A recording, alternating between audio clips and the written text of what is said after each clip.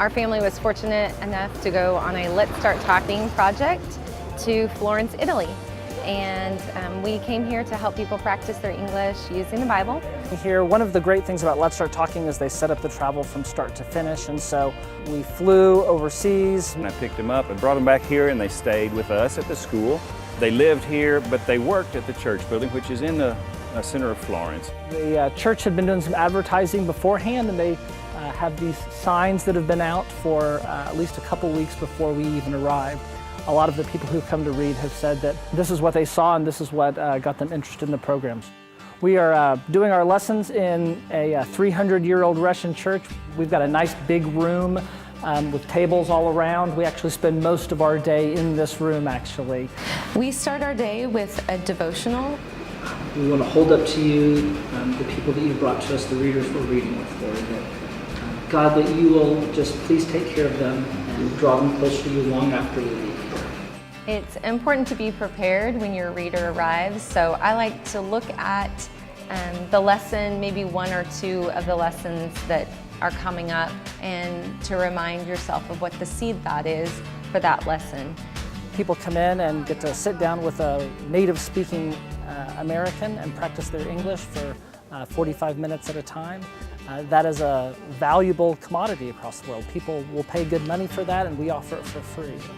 After each reading session, you will write down a few notes about your conversation that you had with them, just to jot down their level of English, but also important questions that they ask to show if they're searching.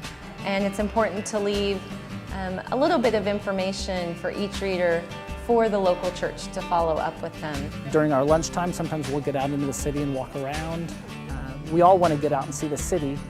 What better way to do it than invite one of your readers who lives in that city to get out and show you around. And that way you're getting a great tour, a great way to see the city, but you're also spending time and getting a chance to share your life with a person who's reading the story of Jesus as well. It's just so much fun. We do a lot of shopping at the local grocery store, and we find that it's easier to stay within budget if you eat like the local people do. So Italy, we've got pasta. We read in the afternoon and into the evening. A lot of times dinner is just grabbing something between reading sessions. Part of our team organization is making sure somebody's in charge of the meals. And we are finally back in our room. You guys believe tomorrow's our last day? Yeah. Yeah. The parties are important because it's really a chance for the readers, the people who are coming to study with us and learn their English. It's a chance for them to come and connect because we're only here for a short time, and so when we leave, it's important for them to feel a connection with people who are here long term. The Italians, the missionaries, the church members that are here for years to come. We want them to have a connection and to build a relationship with them so that God can continue His work in them long after we're gone.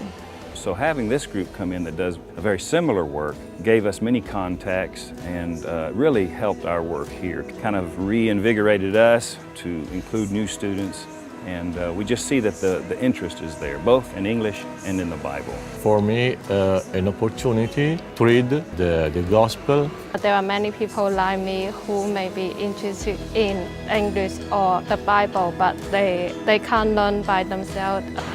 English conversation are for me very important to find a job. I like to practice English with an American teacher. My favorite thing about this mission trip was talking to the Italians. And it was really fun to meet all the people from all the different cultures from all around the world. And so great for kids to see their parents spreading the gospel and then them learning how to do it. Don't hesitate to bring your children. It will change their life. It will change the way they see Jesus. It will change the way they see the world.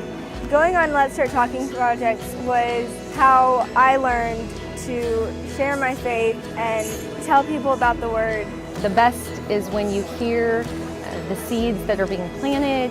The questions go from what does this word mean to why did Jesus say that? And so just by reading the story of Jesus, people's hearts can be touched and be changed.